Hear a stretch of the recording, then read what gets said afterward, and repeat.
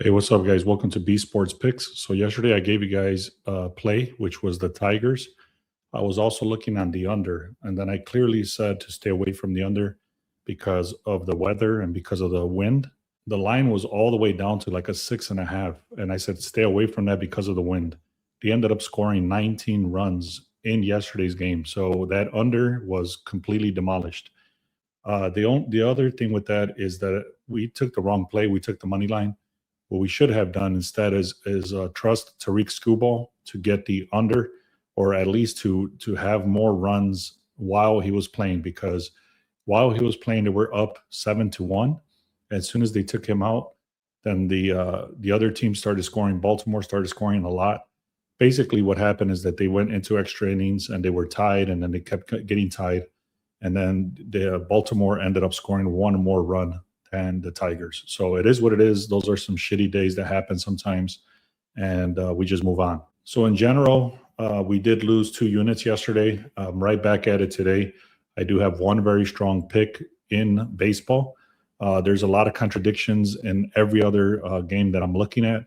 I did throw out some batter props already inside the VIP. So if you want to check those out, check on the pinned comment for that. I'm going to hook you guys up with at least one play in this video, and then I'm going to give you guys another strong team, but there's contradictions, and then you can decide if you want to go with those or not. All right, so let me just show you the receipts of what happened yesterday very, very quickly, and then I'll get right into the plays. So we took the Mets and the Braves not to score 2 runs in the first inning. We also took the Tigers and the Orioles not to score 2 runs in the first inning. That hit very easily. We also took the Marlins and the Phillies, the same thing, not to score 2 runs. Giants and Brewers also hit very easily. And then this one was just not to score in the first inning, and that came through. We also took a 2-leg parlay right here with Jeremy Pena and Freddie Freeman. That came through. Also under stolen bases as a 3-leg parlay. So the overall picture, guys, was like a 5-3 or a 5-4 day. So we did lose about 2 units yesterday. Let me get right into the plays for today. Like I said, I'm going to give you guys one strong one that I really like, and then you can take a look at the other one that I'm going to talk about, but there's contradictions in that game. So one of the first things I like to look at is this team, MLB Team Insights. What this does is basically looks at the worst teams versus the top teams. So best performing teams right now are the Red Sox, the Astros, the Royals, the Brewers, and the Dodgers. The worst performing teams are the Marlins, the Phillies, the Rockies, the Cardinals, and the Angels. Now, if we start looking at what's the top 10 teams versus the bottom 10 teams, you can see that the Cubs are number 9 versus the Cardinals, number 27. The Red Sox are number 1 versus the Athletics, which are number 25. And then the Dodgers are number 5 versus the Mariners at 21. So that's a starting point to take a look at. This page right here is free. So go to the 3rd link in the description and you'll get to this page, which is free. Make sure you bookmark it and then refresh every morning. And then you'll get this sheet every day that gives you the top teams versus the worst teams. And that's literally what it's called, MLB best and worst teams. Now, inside the Sharp Edge tool, if you don't have access to this, go to the link in the description, 7 days for free. So what this does is it goes through all the data that we have, and it sorts everything out, and it ranks it by what's the best thing to look at. So right now, the only really thing that's coming up is the White Sox as a strong play with a 7.5 confidence. Miami's also showing up, Cincinnati, the over on the Pittsburgh game, and then Boston on the first 5 innings. Now I got to the point now where I ignore everything that's not strong or nuclear. So today is only one strong play, which is the Chicago White Sox. I don't always agree with what this says. I still do my research based on what I have, but this is a strong starting point to start looking at which teams I should be looking at. So for today, I'm going to be looking at the White Sox and the Rays. I went through all the NRFI report, which is the no-run first inning. I don't like anything on this board, meaning the no-run first inning does not look good for me for today. There's way too many contradictions. The top 3 batters are too strong versus the starting pitcher. Things like that. There's some starters that have never played before in this. Either they never played before or they haven't started this season. Things like that. So I'm not touching any game on the no-run first inning under 1 run. Now for the Chicago White Sox, the line move is moving very slightly. You can see it started at a 109. It's currently at a 112. The projected score for the White Sox is 4 compared to 3.5. Now, I will tell you that the Yankees did come up to win yesterday, and then I saw some heavy money coming in on the White Sox at a plus 1.5. I'm talking about $100,000 plus was coming in on the White Sox. I didn't understand it. I already had done my research, so I left it alone. But I did notice that a lot of money came in on the White Sox, and then they ended up winning the game straight up. So, anyways, that was yesterday. Now let's take a look at today. You can see right there, they are supposed to win according to the projected scores. The overall picture of the teams, the Yankees were horrible. They started getting a little bit better, and now they're actually starting to decline again. So the overall picture for the White Sox is a B plus team compared to the Yankees, which is a C plus. The Chicago White Sox lead 8 out of the 12 categories for statistics. Now, if we look at the sharp read right here, again, it's part of the sharp edge. This is in every game, it tells you like to stay away from it or to take a look at it. It gives you the reasoning why you should be looking at one team versus the other and things like that. That's considered the pitching edge right here under the sharp read. So anyways, you can see there's a clear Chicago White Sox advantage with Burke.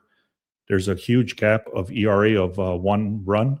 The New York bullpen is a little bit better, so meaning once they pull the starters, the bullpen for the Yankees is better. Now, it does say the final lean is strong with the White Sox with Burke with a 3.19 ERA. It dominates the starter matchup 4 out of 5 times in a convergence with a mild reverse line move. I'm not going to try to explain what that means right now. Those are all like sharp signals. But what it's saying is that the line is going against the public money. And that's kind of shown here. So you can see the line move started at a 109 and went to a 111. The money is 68% on the Yankees. You can see that right here. Yet the line is shifting in the White Sox favor. So that's called a reverse line move against the public. So that is a very, very clear sign of sharp action for the White Sox. Something to take note of is that the line is dropping from an 8 to a 7.5. And over here, it does say that 66% of the games have gone on the under. I'm not looking on the under on this game. I'm looking on the money line. So if we look on the money line here, you can see that out of the last 38 games, the White Sox have hit this 68% of the time. 26 out of the last 38 games have gone for the White Sox favor at home. So they are doing very good at home. They are also projected to go over 3.5 runs with slight odds of minus 120. Now, if we look at the starting pitcher, you can see Burke. He's a 3.42 compared to a 3.80. And the ERA is actually much better. That's actually 1 run less for Burke versus Weathers. He also has a flip-flop record, 7-5 compared to a 4-7. So the White Sox are much better at home. Like I mentioned, the bullpen is better for the Yankees, so that is a risk. And the White Sox do tend to have much better batting on base percentage. And like I said, at home, they're a much better team. So on base percentage plus slugging, the White Sox do dominate. I'm not going to go into all these crazy details, but like I said, out of the 12 categories for statistics, these are all the statistics. Out of 12 of them, the Chicago White Sox dominate. So the first play I'm taking, guys, is the White Sox on the money line. Now, let me talk about the Rays. It's going to be contradictions. I'm not sure if I'm going to take this one yet or not. I'll explain what it is, how I'm looking at it, and then you guys can decide what you want to do.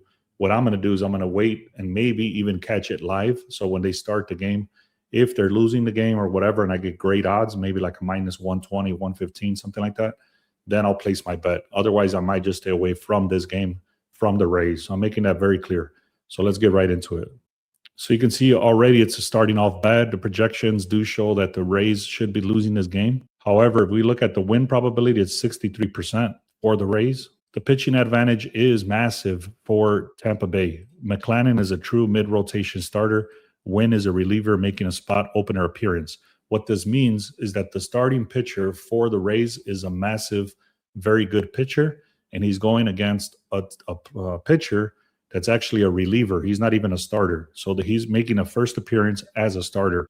Another horrible thing here for Texas is that the bullpen is very bad. It's a 5.38, which is horrible. And their pitching plan is compromised. Now, one of the crazy parts here is that the line moved dramatically. It went from a 129 to a 152. However, it's aligned with the public right here. 78% of the bets, 87% of the money. So what this does is that the sharps are aligned with the public, and that's not a good sign.